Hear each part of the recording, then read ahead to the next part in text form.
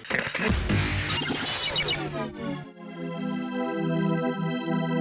demystify what goes on behind the therapy room door. Join us on this voyage of discovery and co-creative conversations. This is The Therapy Show, Behind Closed Doors podcast, with Bob Cook and Jackie Jones. Welcome back to this next episode of The Therapy Show, Behind Closed Doors, with me, Jackie Jones, and the wonderful Bob Cook. And I know what we said at the end of the last episode, but as always, we've changed our minds. So we're going to do a series of the next 10, 15 podcasts all around the different types of clients that we might see in the therapy room. And this episode is going to be working with the withdrawn client. Correct. So, Bob, over to you. Why the change of heart, and why have we decided to look at the different types of clients that might come to us? Because I thought it might appeal to the listener more, actually. Yeah. Because they can actually see how we work with particular types of or styles of people. Yes. That come through the door. Yeah. I think one of the things that I'm finding a lot lately is that, you know, clients get a little bit, I don't know, confused when I say that as human beings, we're multifaceted. Yeah. The what we portray and how we actually are and our personalities, it's not flat, it's not one-dimensional. No, we get many different characters. So Yeah. let's start with the withdrawn client. Yes. So let me give you a picture of a client I'm thinking of. We'll call this client Jane for the sake of confidentiality. Yes. But before I do that, let's talk about what I think is the secret desire of clients that actually hide themselves. But they hide themselves because of survival purposes, which we'll talk about later. Yeah. And they have a secret desire to be rescued. So let's think of the fairy story, Sleeping Beauty. Yes. So in Sleeping Beauty, what happens is that there's a king and queen, and their wonderful daughter is born, and they have a wonderful, lavish party, and they invite all the people of their kingdom, plus all the witches, good, bad witches. And there's this wonderful party to christen their daughter. Yes. This young princess. But they forget to invite a particular witch, which turns out to be a nasty witch in the end. However, the nasty witch hears of this wonderful party and decides to go anyway. So she turns up to this wonderful party with all these people of the land and the king and queen, who are really putting out a wonderful show for the christening of their child. And the evil witch, or the bad witch, sort of really has a spiteful turn and actually places a curse on the baby. And the curse goes something like this: when you're 16 years of age, you will prick your finger on a spinning jenny and die. However, a good witch, who has actually not cast any of her spells yet for positivity, says, I'm going to soften this curse. And what will actually happen is that when she reaches 16 and pricks her finger on a spinning jenny, she will go to sleep for 100 years, and she will eventually be rescued by a prince that will kiss her and wake her up. Yay. And this is what happened. This is exactly what happened. So the fairy story is that she was cursed, fell asleep, a wonderful hero came along, went through all these Herculean tasks, managed to kiss her, and she woke up and everything was hunky-dory.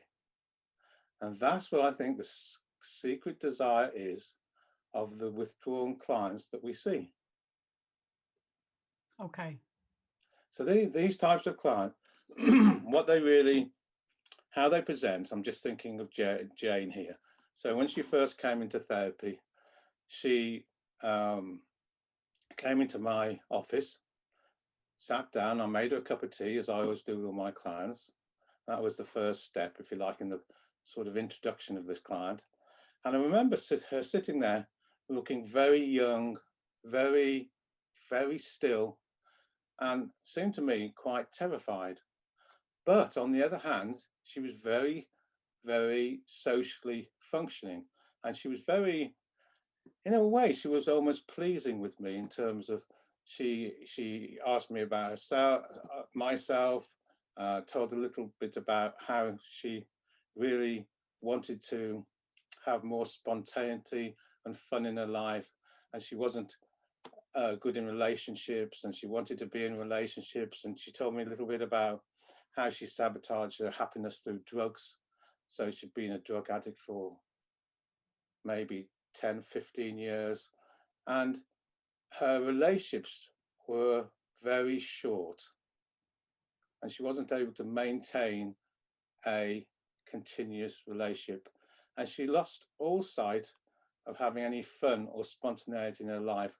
More than anything else, she wanted to be able to be what she would call unfrozen, because she felt frozen in life. And in relationships, she was so scared that she actually didn't know how to be in a relationship. And she sat there, it just reminded me of a little girl who was frozen, but so frightened to really even be with me in the room. Wow. So as the treatment progressed, what happened was she, amazingly, I couldn't believe it, but she did. Every week, we had an hour each week, and she would turn up dutifully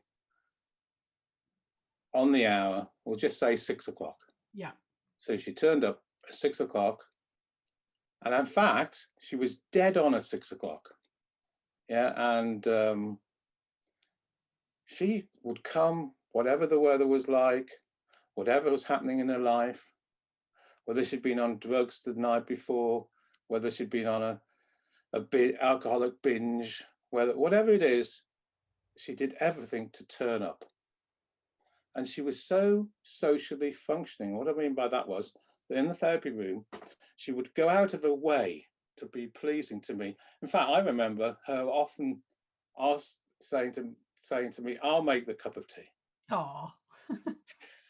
She wanted so much to have me on her side.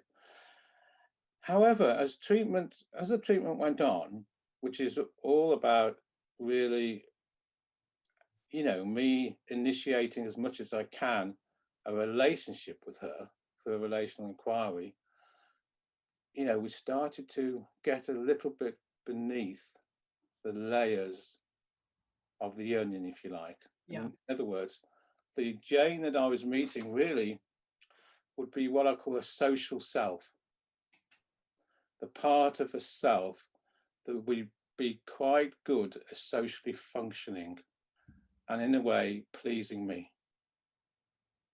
Yeah, you with me so far? Yeah. But that's the part that I met. So I didn't meet any other part, except that I knew that underneath these layers, or this socially functioning Jane, if you like, was another part of the self, which I believe this is where the story, the actually story of Sleeping Beauty comes in, was so frozen in time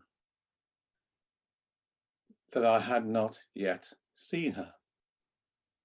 So for me, the therapy at that time for me was about a gentle relational inquiry.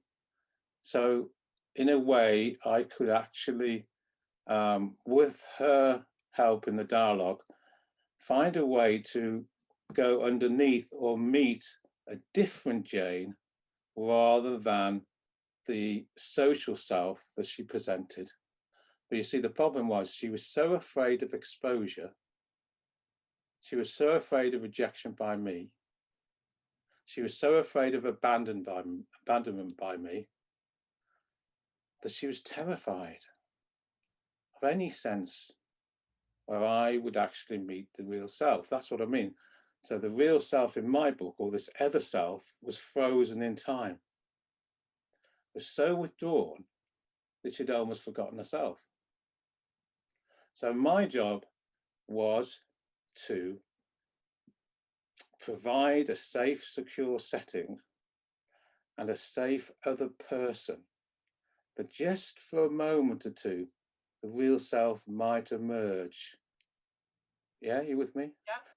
Have you ever been to, well, you would, I'm going to say Chester Zoo, but in Chester Zoo, there's a meerkat camp facility. In other words, if you know meerkats, I don't know if you've ever seen them. Yeah. But if you go, I used to go for many times with my daughter, and she used to love watching meerkats. And in Chester Zoo, they have a meerkat camp, if you like.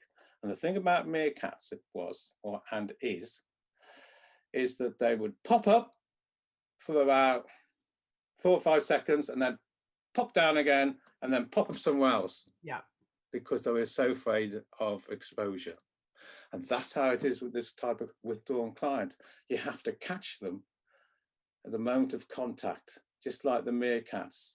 And that's when you can do the therapy. Yeah.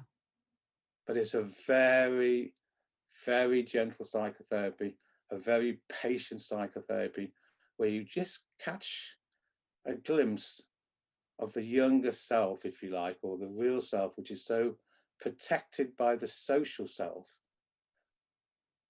But if you can catch them just in that moment, you can see the soul or the heart of the real self. But they only come up just for a few seconds. And that's when you need to really meet them, if possible, before they withdraw even further into a sort of deeper camp, which they've constructed in the inner psyche. Yeah. Which, as you said right at the beginning, is all about protection. Yeah, because these people are usually protecting their younger self against harm, if you like, or trauma, or rejection, or abandonment, usually severe trauma. The client only withdraws to that type of level that we're talking about, like Jane did, when something traumatic, or doesn't have to be one thing, could be many traumatic experiences happen, that they have to withdraw and psychologically hide themselves because they're so afraid of that inner part of themselves being annihilated, or their fantasy of annihilation, or their fantasy of rejection, or their fantasy of abuse, if you want to put it that way. Yeah. That they hide themselves so securely. And just like the fairy story, it needs a prince with magical powers to make contact with them so they can wake up and live their lives again in a healthy way. That's the secret desire, but the fear is of exposure and death. So it's a story, it's a therapy of life and death. And the therapist needs to initiate, and if you like, very, very gently meet the client in a way which they can tolerate. So the problem would be overwhelming the client, but it's a very gentle psychotherapy. And now, with Jane, I would say that it was at least getting on for 7 or 8 months before she started to actually, her real self started to be visible for me to reach her. Yeah. Until then, a lot of the work I did was with the social self, actually. And it was only till she felt safe and secure with me that she allowed herself to, just like the meerkat analogy, she allowed herself to come out so I could meet her in a very honored, relational way. where she would have a different experience to what her fear was. So it was only through that type of reparative therapy that the withdrawn person starts to gently allow herself, and this is what happened, to actually externalize, if you want to put it that way, started to allow herself to come out. Now, when she gets validated by me, and that's what happened, of course, she started to have a different reparative experience where she starts to not only feel her external feelings, but allows herself in the therapy to have a different experience. So how is that taken outside of the therapy room? Well, once you've connected with that. Yeah, but let's step back before I answer that, because what I would like to get over the listener, that this is not short-term psychotherapy. No, yeah. With Jane, it was 7 or 8 months before I even got in touch with that part of self which had been hiding not only to me but herself. And this is what I'm talking about in a withdrawn way. And it's not until she started to have that reparative experience with me that she started to get in touch with part of herself that's withdrawn. And as she started to get in touch with herself withdrawn, then she could start to explore internal and external feelings. The problem then, though, happens, and it did with her, is she then gets into touch with her own even deeper internal critic that tells her off for actually trusting me. Yeah. So in other words, an even more savage saboteur internally that tells her off even more savagely. In TA, you might call the script backlash, but let's just say it's the internal critic. Now, what starts to happen then in the therapy room is and I experienced this, is that she started to shut down even more. Yeah, you with me? Yeah, yeah. Now, let's go back to your question, which is what I think is aimed at, which is how does the person start to integrate this, what we'll call split between the internal and external self, or the split between the false self and the real self? How does she start to integrate that in the world outside? See, Jackie, and why I stopped you is I just wanted to really make a good point. What I think is a very important point, which is that it has to happen with the therapist first. Yeah, 100%. And I see it quite regular about when it pops up, because I think that happens with a lot of personalities, that then comes the shame around being seen, and then it goes down even further. It's a bit like cat and mouse for a while, where they show it and then it disappears, and that internal critic and backlash and everything can happen. That's right. But the real problem is if they experiment with this move into externalizing too quickly, without the protection of the therapist. Yeah. So they start, doing risky things when they're away from the therapy session. They start taking more drugs. They start, attempting to go into relationships in a very risky way with risky people. And then they actually recreate a situation which is far worse. So they have to, I believe anyway, have the protection of the therapist. So they need to practice this being visible with the therapist. They need to have these reparative validation. They need to have the different experiences. They need to, go through the shame-based process where the therapist can actually provide the protection to the internal critic before they start to practice this in the real world. Yeah. Now, so going back to your questions, which is the important one after a year and a half, 2 years, whichever way you want to look at this. so what do they just start doing?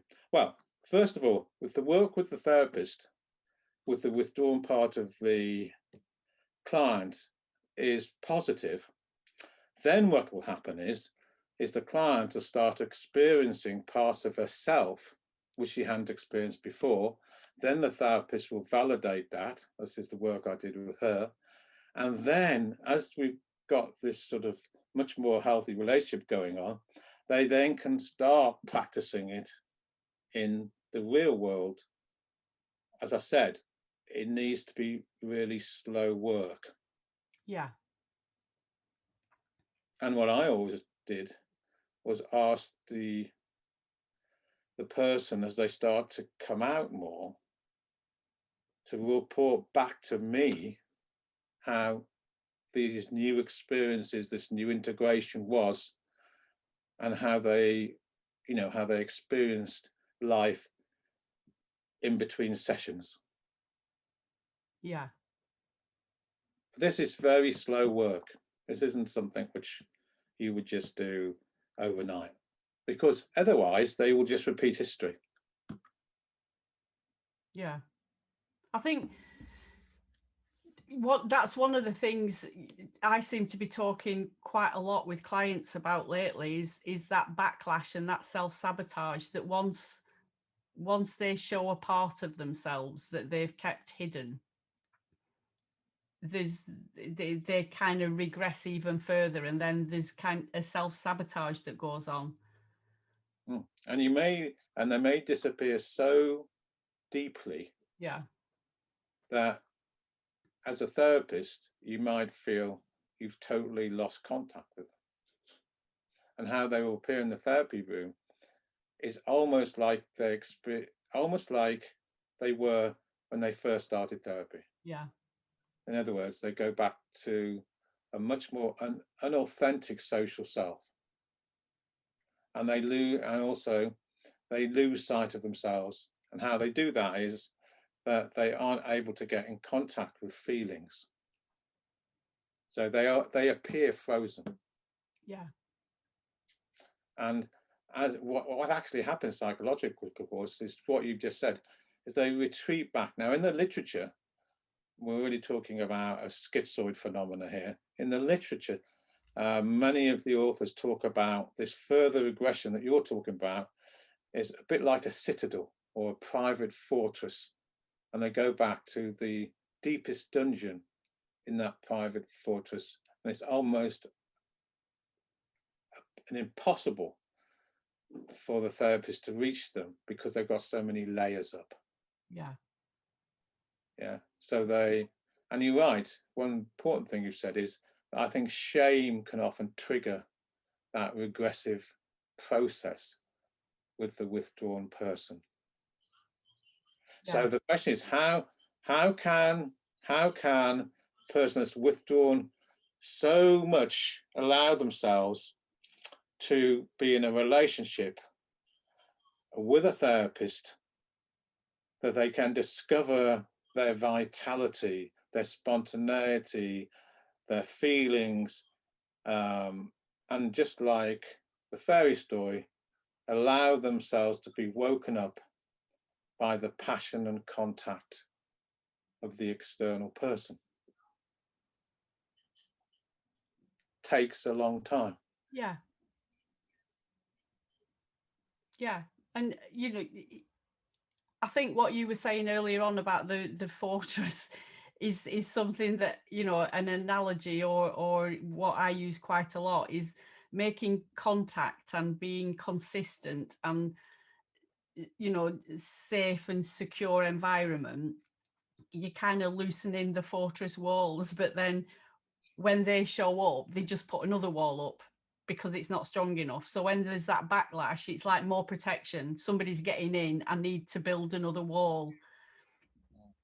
That's right. And the mistake I remember making with Jane, by the way, which is one of the biggest mistakes I think, there's several, the therapists make with the withdrawn client, is what I will call trying too hard, which may lead to the client feeling overwhelmed. So one of the things about a client that withdraws, to the extent that we're talking about, they could easily go through a session and never speak. So if we talk about silence, I remember one session where she just didn't speak for nearly all the session. Now, it's how you use silence. Now, she used it in terms of blocking me off. Then what does the therapist do? Now, if you go too early, the client is likely to feel overwhelmed. I mean, when I say go too early, I mean an attempt to make contact. Yeah. The client can feel overwhelmed and go back even further.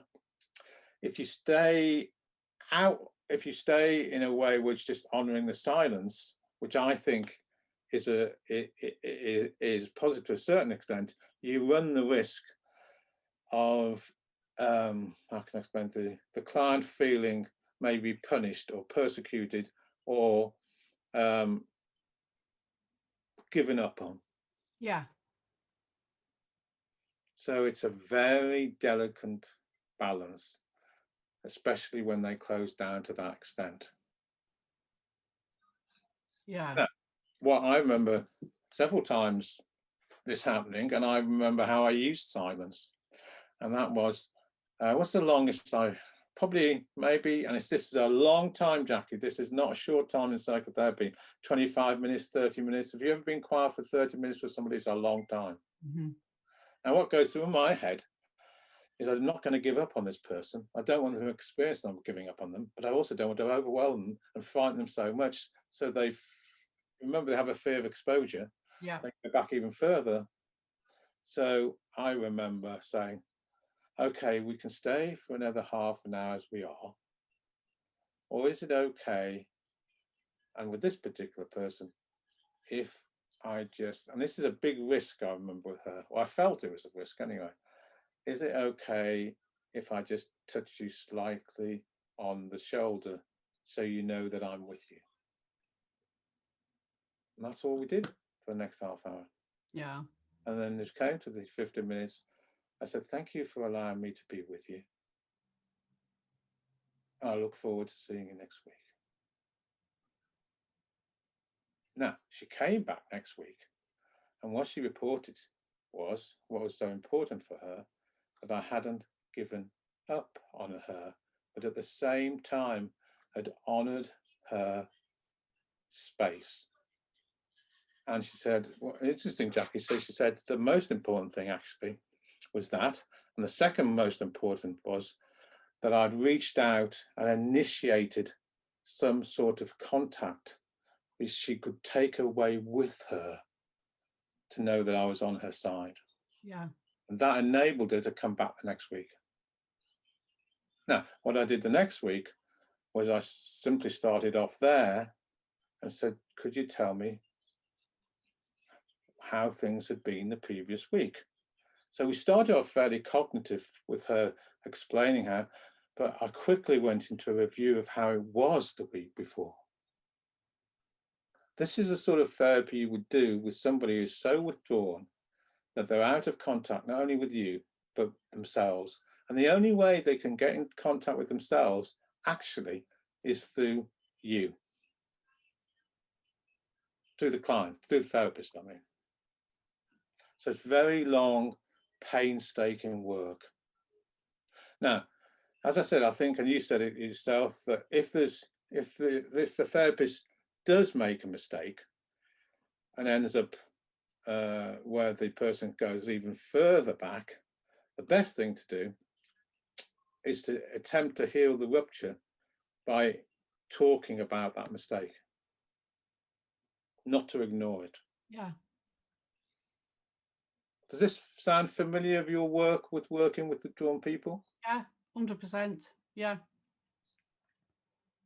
Long work. I use a lot of metaphors, and I talk about the space between us somehow.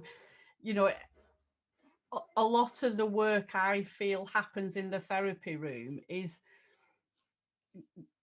trying to get through their filter, through their script, through their beliefs. And I can be hammering at that. Not that I do hammer at it, but I can be hammering at that for years. and not make a dent, they've got to be working from their side out as well. And that only comes with trust and time, I think. It's not about a therapist breaking down the walls or anything. I think the client has got to take them down from their side. I think it's the I agree and don't agree. So I agree with, until the last sentence, I agreed with most of what you said, which was that it is slow, painstaking work and all the things you just said. However, if you wait for the client to take those defenses down without doing anything, you wait for a very, very long time. I was always taught, and when I talk about the withdrawn person, I'm talking about technically what people call schizoids I don't hate that word, but schizoiding means split. That if you try and attempt to out passive a schizoid, in other words, if you just wait and wait and wait and wait and wait and wait and wait, they'll wait forever because they're frozen. And it's just like the fairy story. And it's just like what I said earlier on. I waited half an hour with her, but then I said, is it okay if I make contact with you in a very gentle way and touch the shoulder?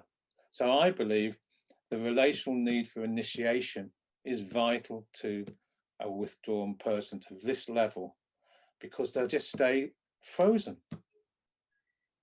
So I think it is almost the therapy duty of the client, with a client that is so withdrawn and so split off, to initiate contact somehow. The question is how, in a way that is not overwhelming for the other person and they don't shut down so much that you never see them again. I mean, psychologically, you just don't go back to being the social self. It's not an easy treatment. No. And it's like you say, it's a long time. But for me, the way that I look at it, and when I said about them taking down the walls from inside, is that it's about the trust, it's about the connection with, that therapeutic relationship. I personally don't think that I can do that if they're not taking it down from the inside out. Well, I'll put it another way around, perhaps the way around I think it. I believe that only really trust you if you pass the test. Oh God, yeah, 100%. I think the that's only way you'll any pass, client. yeah, the only way you're going to pass the test with a client that this withdrawn is to meet what I call the unmet need for initiation. Yeah.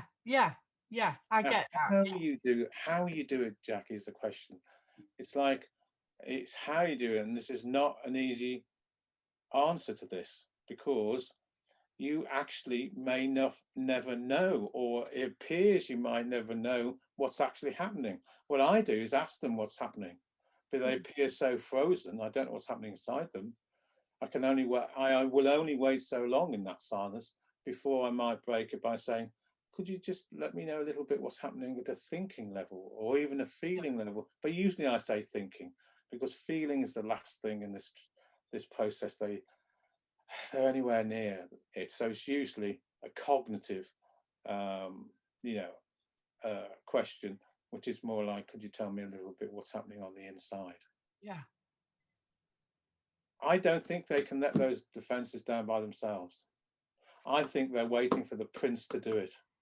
Yeah, I understand that, but I also, I'm loving this conversation, but for me, they have to be doing it on the inside as well. Otherwise, there's just another wall goes up. They can't do it. They cannot do it psychologically. They have to have your help. Yeah, I'm agreeing with that. So what are we disagreeing about? No, well, that's it. I think we're both saying the same thing. But I can't break that wall down for them. They have to be. No, you can't. Alongside, because that's when they just will retreat. Correct. If I'm bashing on the bloody fortress door. Yeah, you can't You cannot, but you see, you cannot. That's absolutely right. However, you can do something. Oh yeah, 100%. And initiating contact, I think, is a really big part of it. Yeah. And you can do it by what you just said there, which is, when you said that, I think I could see the way we can perhaps mutually agree. Yeah. Which is come alongside them. Yeah. Yeah. See, I think that's different than doing nothing.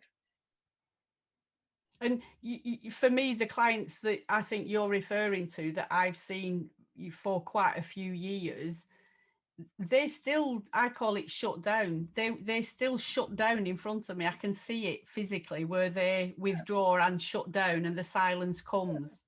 And you'll feel it. Yeah, 100%. Right. And at that moment, the question is, how can you come alongside them so they can feel validated, trusted enough, and that you're not giving up on them? Yeah. Yeah. That is the question. Yeah. That is the therapeutic treatment. If you can manage that, not just you, me, any therapist, they will then feel met in a way they've not been met in their history. Yeah. Now, you know this is going to be slow work, because they may then allow themselves to, externalize more just with you, so they can feel their own feelings internally. Then they may, a critic may come out, and they may regress even further. But if you keep on tenaciously the way that I think we're talking, in my experience, though it takes a long time, you will get somewhere. And they will get somewhere. But it takes a long time. Yeah. Yeah. And I think, again, for particular clients that I'm thinking about, is often they want to rush the process. And it's me that's slowing it down for them sometimes. Yeah. So when you say rush the process, they get frustrated that why can I not just change it? Why do I keep criticizing myself? Why do I keep doing the same stuff over and over again? And some clients want to rush it, and I'm the one that's saying it's okay.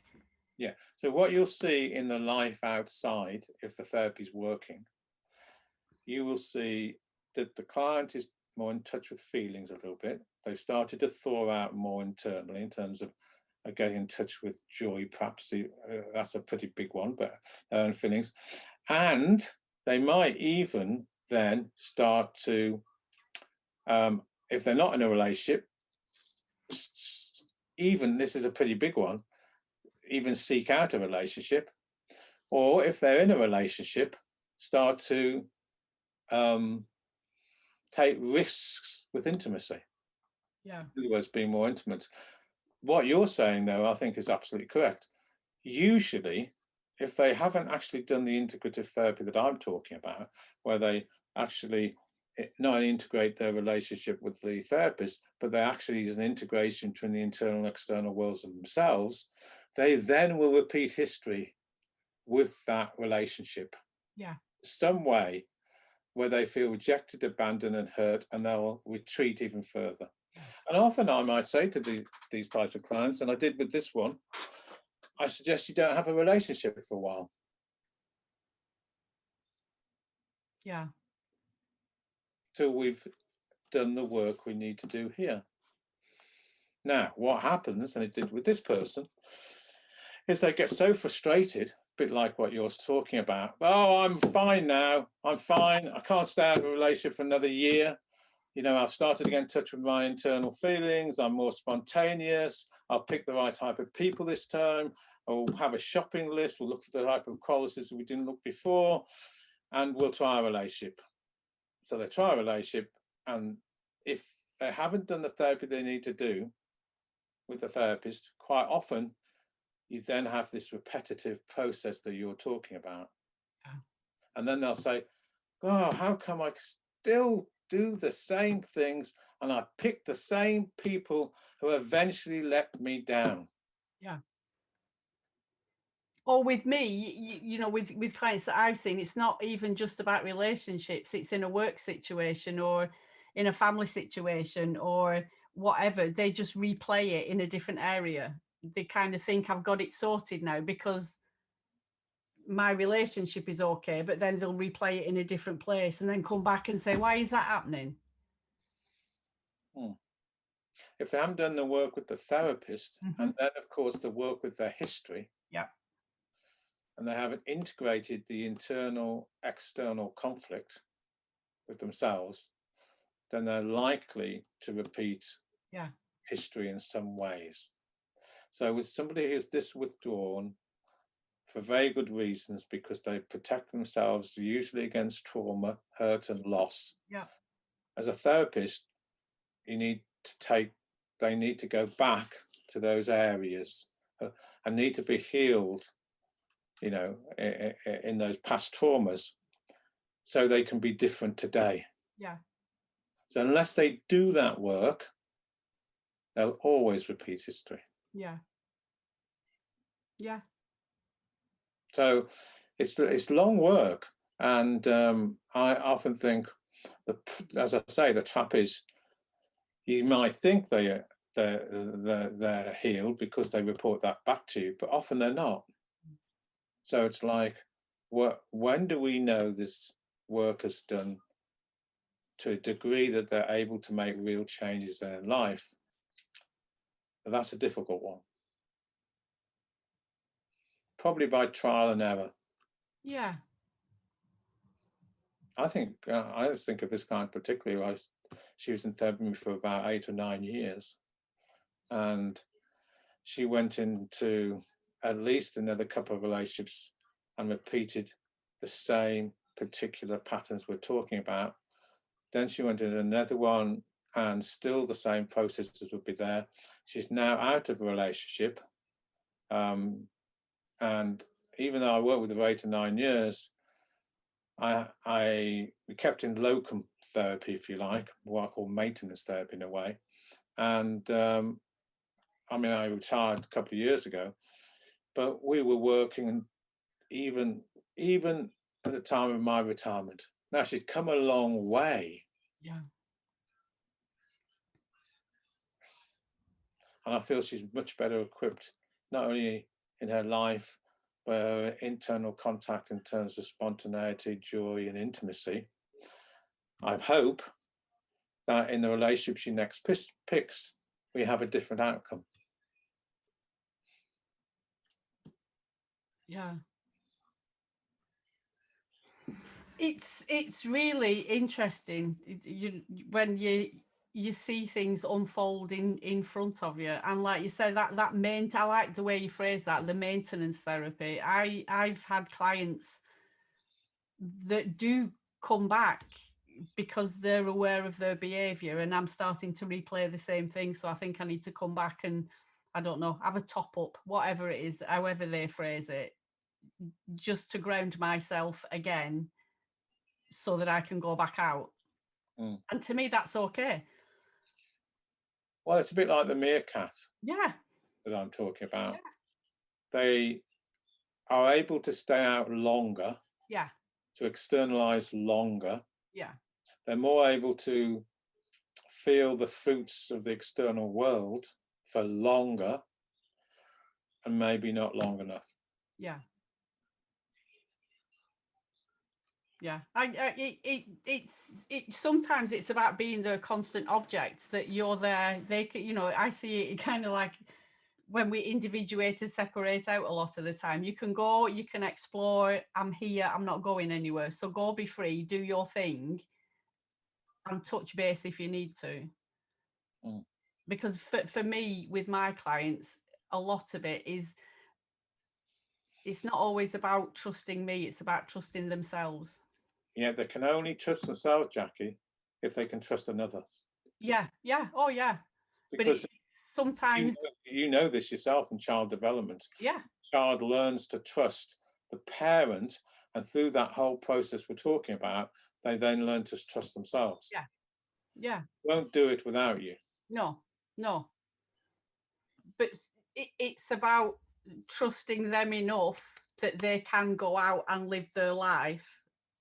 Well, and my they're daughter's okay. getting that. It's not, my daughter doesn't have to have this type of withdrawn script we're talking about, but she's getting married in 2 weeks' time. No. Yeah, and if you're talking about what you're talking about, as a father, I have to trust her. Yeah, and that can be really difficult. In the end of the day, that I have to trust her. Yep. For her sense of autonomy, Yep. empowerment, and that she can live a life through me, not for me. Yeah. Yeah. You know, somebody's so withdrawn, they're so withdrawn because they've been so hurt, so traumatized. In this case of this client I'm thinking about, she had a mother that neglected her, a father that abandoned her when she was 1, and a lot of the closing down was because she didn't want to actually ever be in that type of process again, where she had to feel that devastating loss. However, the desire to have Prince Charming is so strong, you get this meerkat phenomena of in and out. Yeah. The therapist's job is to catch them when they're in, actually. I mean, sorry, you go catch them when they're out so you can get to when they're in. Yeah. Yeah. Long-term work. Yeah. And it's interesting, and you know, it's kind of like that. I need you, don't come close. You know, stay with me, go away. It's that constant ebb and flow of, I'm in there, no, I'm not. Yes, you are, no, I'm not. That's why finding a way to come alongside them, yeah, is a proactivity by the therapist. Yeah. It's not a passive activity by the therapist. Yeah. So that the client doesn't feel that they've been abandoned, given up on, and have their history repeated. And you know what, with these types of withdrawn people, what's so difficult is you might never know that that's the repetition of history has happened. Unless they tell you. Yeah. Yeah.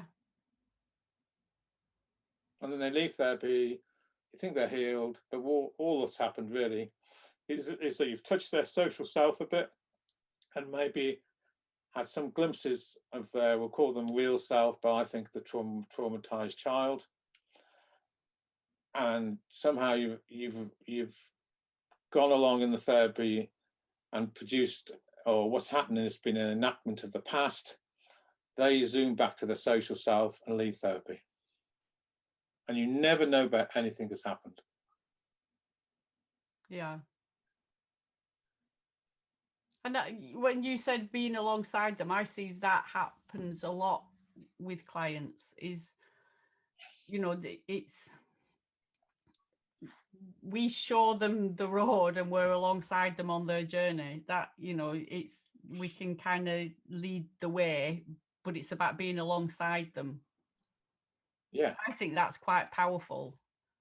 Well, it is when you talk, we'll add an extra word in, being alongside them in a contactful way. Yeah. Which they can then bear and tolerate, to a place where they can start to tolerate their own feelings, to enable themselves to perhaps experiment enough with the therapist, or even life, but let's say with the therapist, to actually join you on the journey in a more of a real way. Yeah. And again, I think clients are quite good sometimes about dropping crumbs for me to pick up.